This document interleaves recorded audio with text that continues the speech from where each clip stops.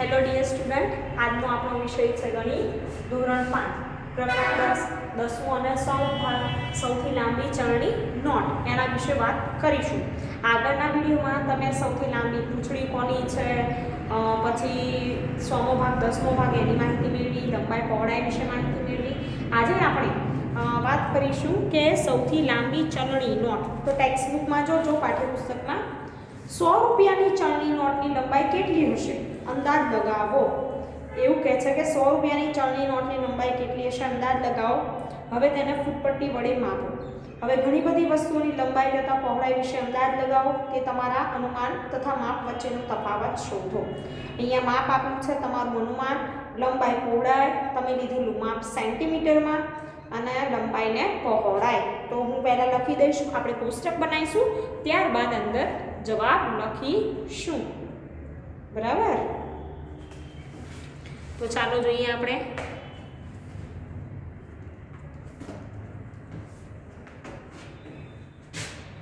હવે નોટબુકમાં હું જે લખાવું છું વિડીયોમાં એ લખતા રહેજો.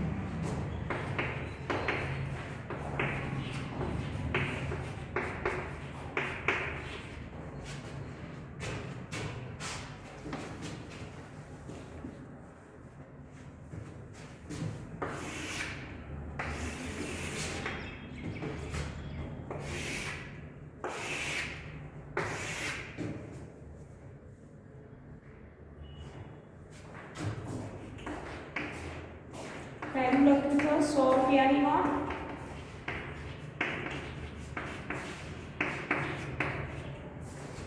પછી છે 10 રૂપિયાની નોટ.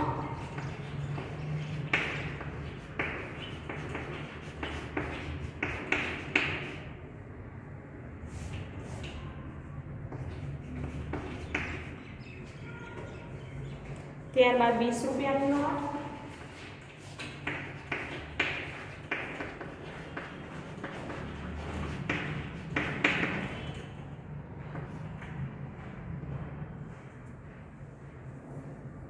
₹5 નોટ.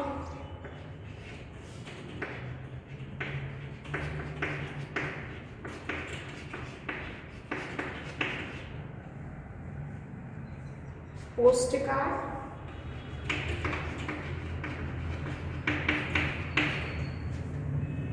અને ગણિત પાઠ્યપુસ્તક.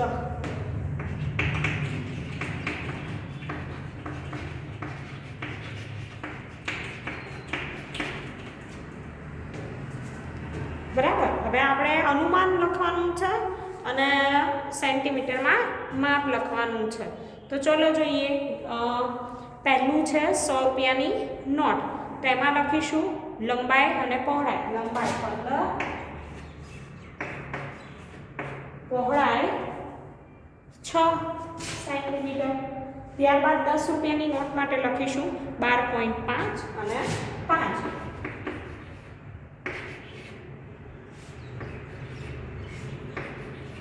રાઈટ.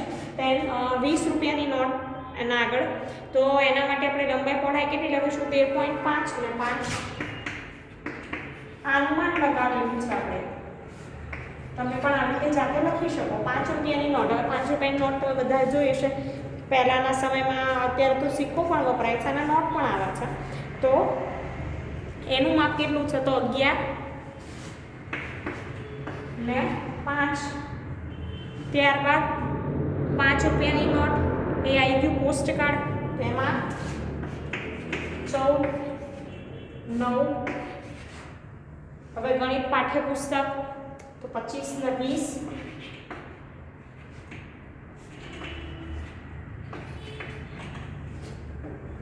બરાબર. હવે લીધેલું માપ સેન્ટીમીટરમાં આપણે જે લીધેલું હોય તેની વાત છે કે કેટલું થશે, તો લંબાઈ 15.7 અને પહોળાઈ 7.3.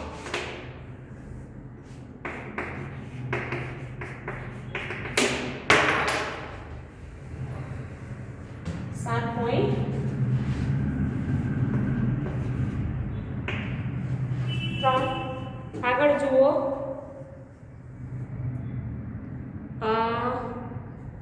10 રૂપિયાની નોટ, એમાં 13.6, 6.3.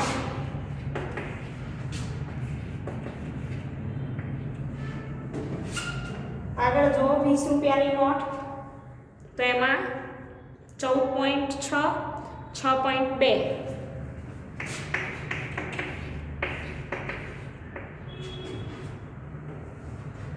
હવે આગળ 5 રૂપિયાની નોટમાં 11.7, 6.3.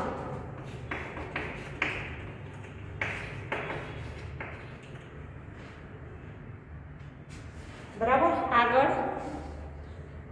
14.5, 9.5.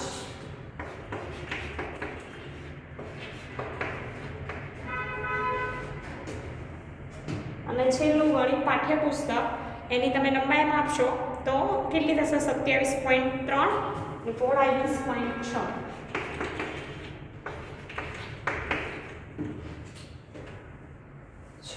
બરાબર.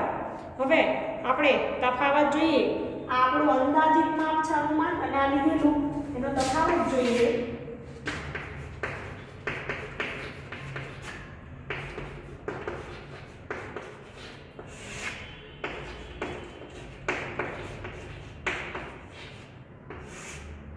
લંબાઈ પહોળાઈ બંને વચ્ચે, એટલે કે ધારો કે લંબાઈ છે 15 અને અહીંયા 15.7, તો કેટલી બંને વચ્ચે તફાવત કેટલો? તો 0.7. અને આમાં આવશે 1.3. રાઈટ. પછી જુઓ 1.1, 1.3. બંને વચ્ચેનો ડિફરન્સ. હવે આમાં જોઈએ 1.1, 1.2. ત્યારબાદ આગળ 0.7, 1.3.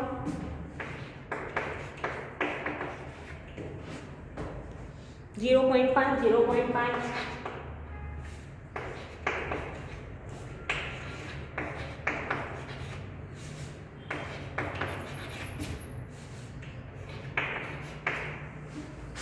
અને છેલ્લે 2.3, 0.6.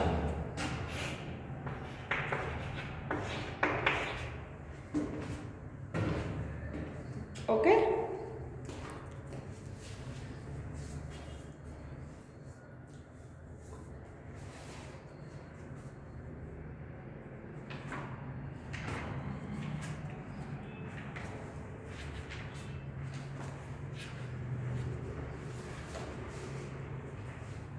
હવે આગળ જોઈશું આપણે કે બજારમાં એવું કીધું છે. આ આપણી ચલણી નોટોની વાત કે આપણે અનુમાન કેટલું લખાઈએ ને અંદાજિત કેટલું હોય છે. હવે આપણે બજારમાં આગળ જોઈશું કે કિંમતો બધાની આપી છે વસ્તુની. તમે જુઓ પાઠ્યપુસ્તકમાં.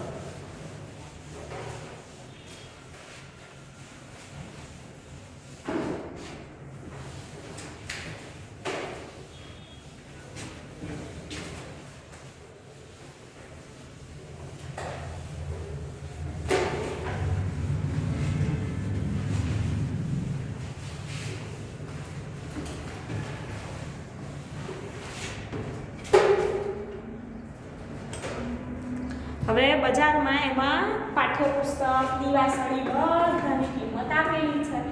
તમે જોઈ શકો છો. તો એની ગણતરી કરીશું.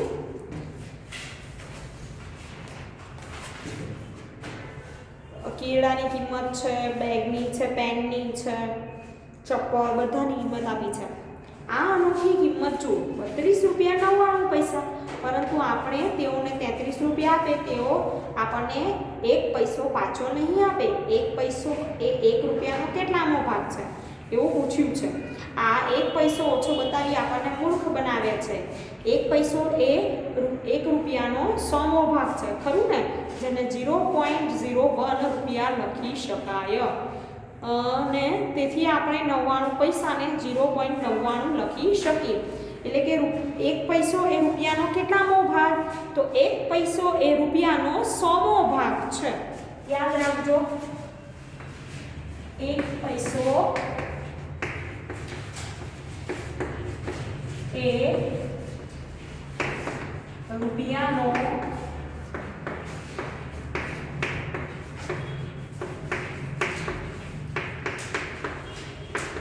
100મો ભાગ છે. તો શું લખાશે આપણે? તો 0.01 રૂપિયા. આ દશાંશ ચિહ્ન છે, વચ્ચે મેં અલ્પવિરામ મૂક્યું છે. તો શું છે? 0.1 બરાબર, 0.01 રૂપિયા. અને 99 પૈસા હોય તો એને 0.99 રૂપિયા લખી શકીએ.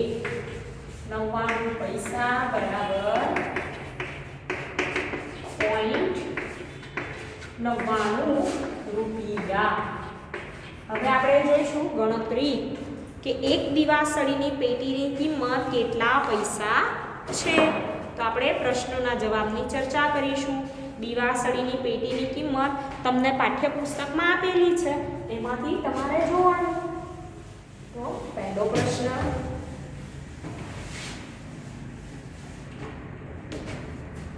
એક દિવાસળીની પેટીની કિંમત, ડાયરેક્ટ જવાબ લખીશું.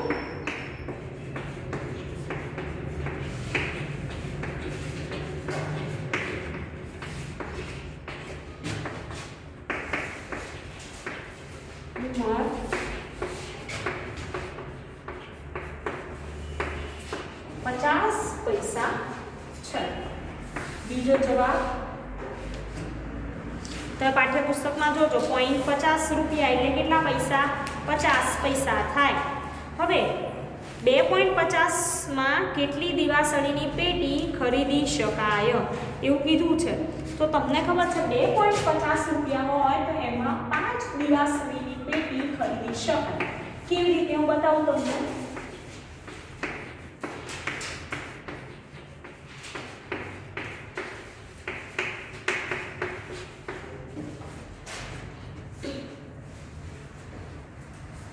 તો 50 પૈસામાં એક દિવાસળીની પેટી ખરીદી શકાય.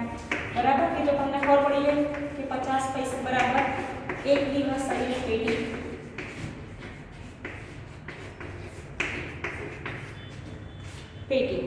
હવે તેથી 1 રૂપિયામાં 2 દિવાસળીની પેટી.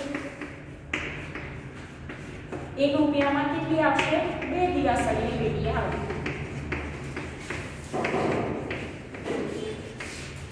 હવે કેટલી કીધી છે? તો 2.50 રૂપિયા. બરાબર, તો 2 માં 2 રૂપિયા હોય કેટલી આવશે? 4 દિવાસળીની પેટી.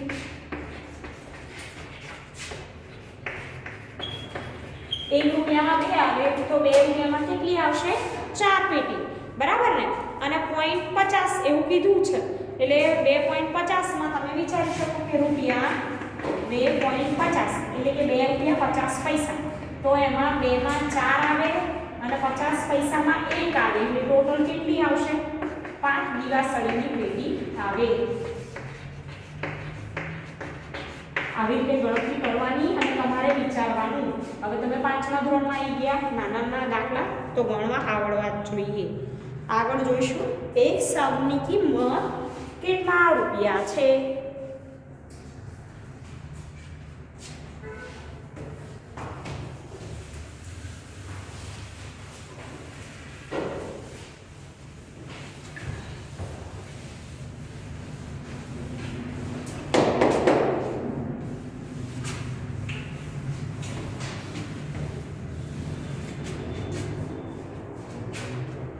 ત્રીજો પ્રશ્ન,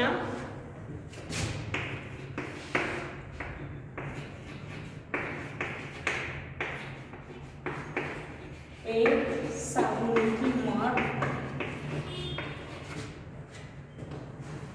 8.75 રૂપિયા છે.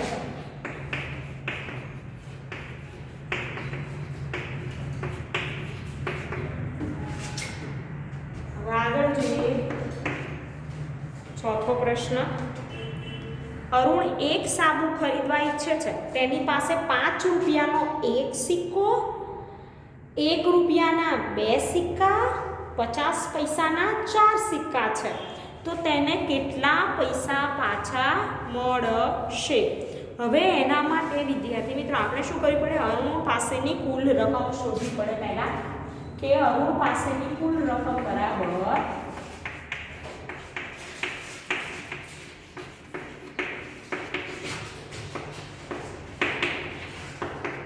બરાબર હવે ઉપર જોતા જવાનું કે 5 રૂપિયાનો એક સિક્કો તો 5 ગુણ્યા 1 વત્તા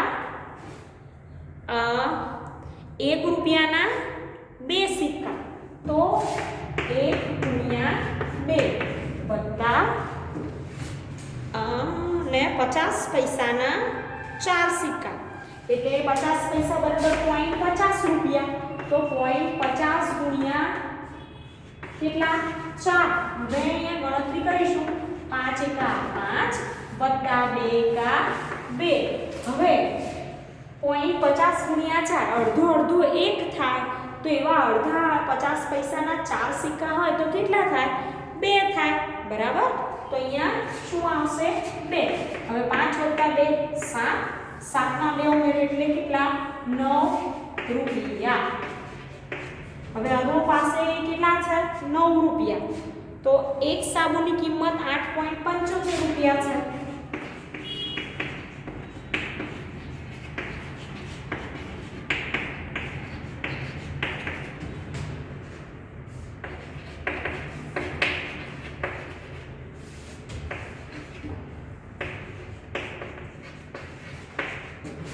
બરાબર 8.75 રૂપિયા તેથી અરુણને પાછી મળતી રકમ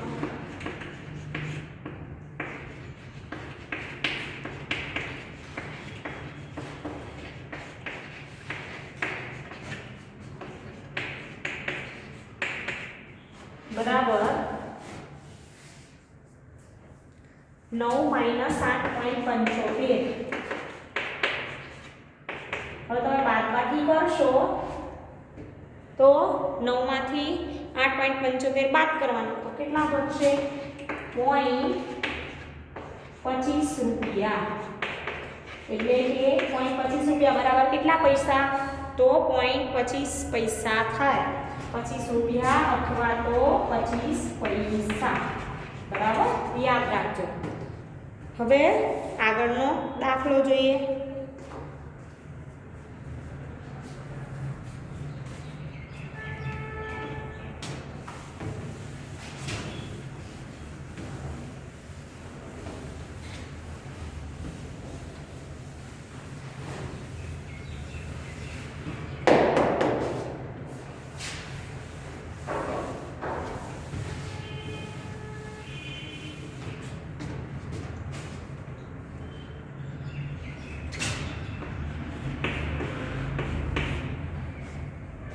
એક કેળાની કિંમત 2.50 છે તો 1.5 ડઝન કેળાની કિંમત કેટલા રૂપિયા થાય હવે 1.5 ડઝન કીધું છે 1 ડઝન એટલે 12 અને 1.5 ડઝન એટલે કેટલા તો 1.5 એટલે 1 અને ઉપર બીજો અડધો ડઝન હવે 1 ડઝનમાં 12 કેળા હોય તો અડધા ડઝનમાં 6 કેળા અને 1.5 ડઝનમાં કેટલા 12 + 6 કરો એટલે કેટલા થશે 18 કેળા એટલે 1.5 ડઝન તો આપણે લખીશું એક કેળાની કિંમત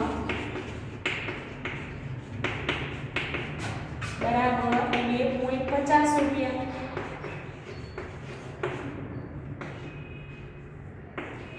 બરાબર તો તેથી 18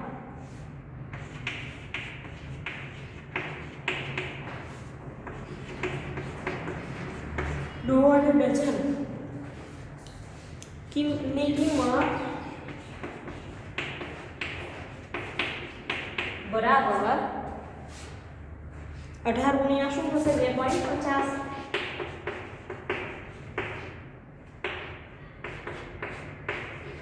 તો 18 × 2.50 કરીએ આપણે તો કેટલા થશે?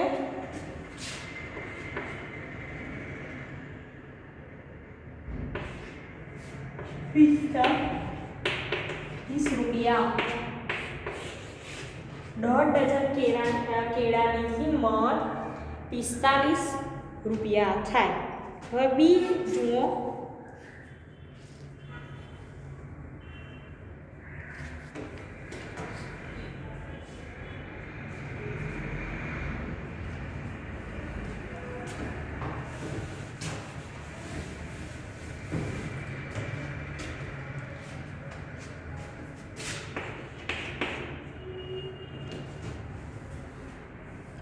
કે કાનન પાસે ₹60માંથી 1.5 ડઝન કેળા ખરીદે, બાકી વધેલા પૈસામાંથી પેન ખરીદે, તો કાનન કેટલી પેન ખરીદી શકે અને કેટલા પૈસા વધશે? તો કાનન પાસેની રકમ પહેલા લખીશું. કાનન પાસેની રકમ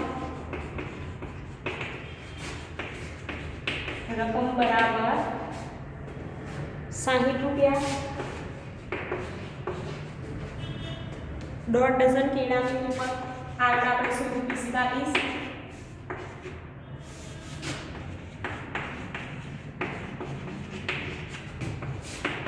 કેળાની કિંમત બરાબર ₹45. તો કાનન પાસે બાકી રહેતી રકમ માટે કાનન પાસે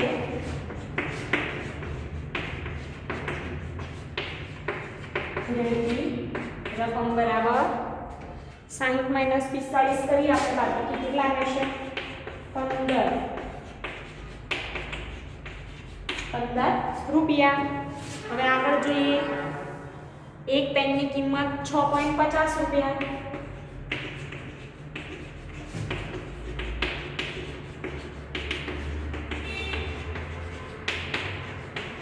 તો બે પેનની કિંમત બરાબર 2 × 6.50.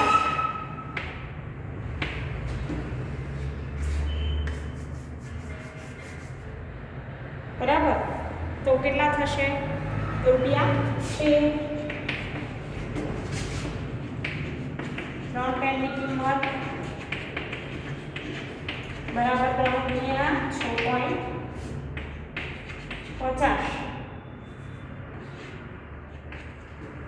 × 6.50 તો કેટલી? 19.50. તો કાનન પાસે બાકી રહેલ રકમમાંથી તે 2 પેન ખરીદી શકાય. કેટલી પેન ખરીદી શકે? 2 પેન. કારણ કે 3 પેન ખરીદી ના શકે, કિંમત વધી જાય. બરાબર. એટલે 3 પેન ના ખરીદી શકે, 2 પેન ખરીદી શકે. હવે બાકી રહેલ રકમ